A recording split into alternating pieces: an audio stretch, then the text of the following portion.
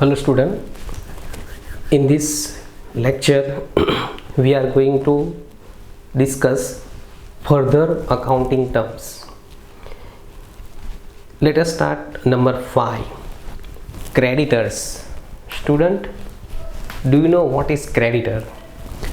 Creditor is a person. Creditor, a person from whom goods are purchased on credit. That particular person become creditor of business. Students, businessmen purchase goods by two way: cash purchase and credit purchase. Cash purchase means amount of purchase pay immediately to the suppliers. It is cash purchase. But sometimes businessmen purchase goods on credit terms. Means businessmen purchase goods from suppliers, but amount is not paid immediately. It will be paid after specific time period, after 1 week or after 15 days, but immediately not paid. In that case, creditor arise in the business. So creditor means a person from whom goods purchase on credit, right? Here creditors word use because businessmen purchase goods from some persons, not only one person. So one person known creditor, but more than one person known as creditors. Let us understand with diagram. So you can see that this is diagram of businessmen, right? And they are persons. They are persons. So when businessmen purchase goods means goods comes in. So all those persons are known as creditors. Understand?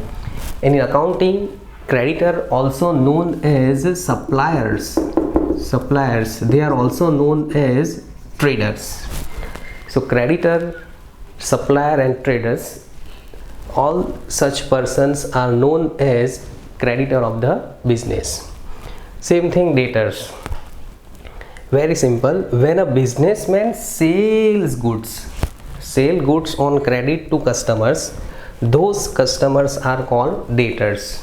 Student, here B is silent, means we can say debtor, not debtors. Debtor. Understand? B silent. Okay, now meaning of debtors. So when businessmen sell goods on credit to customer, right? We have seen that sale means sale of goods to the customers. There are two type of sale: cash sale and credit sales.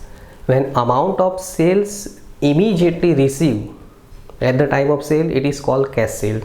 But sometimes businessmen sold goods on customers on credit basis, means goods given to the customers, but customers not pay immediately amount of sale. However, it will be paid in near future, after 1 week or after 15 days. So all such persons are called debtors. Let us discuss with a diagram. This is businessmen and they are our customers. Here businessmen sold goods, sell goods to the customer.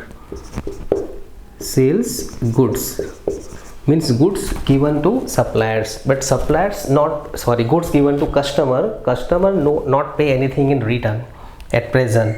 So all such person becomes debtors or customers of business. So are you understand?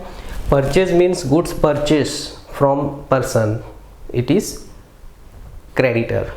And creditor is a liability of business. Remember that creditor is a liability. So creditor is a liability and debtor is an asset. Debtor is an asset of business, right? Now we are going to 7 number, bills payable. What is bills payable? Student, bills payable is a document, written document. So bills payable means bill of exchange accepted by businessmen to pay fixed amount on specific period. to give assurance to pay fixed amount in specific period, right? So be careful.